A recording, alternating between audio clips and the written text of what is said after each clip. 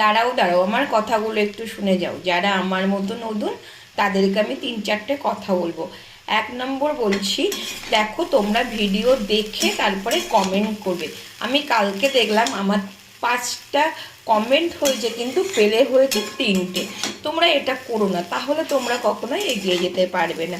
2 নম্বর point বলছি, যারা বলছো যে তোমরা আমাদের ভালোবাসা দাও, আমি তোমাদের ভালোবাসা দেবো।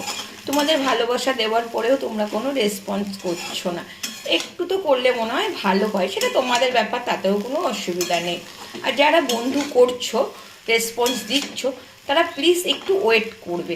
তোমরা আধ ঘন্টা 1 ঘন্টার মধ্যে আবার আনফলো করে দিচ্ছ, ওটা করো না।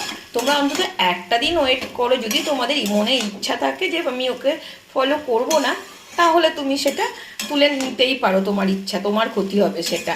তাহলে তুমি একটু একটা দিন ওয়েট করো, দেখো পেয়ে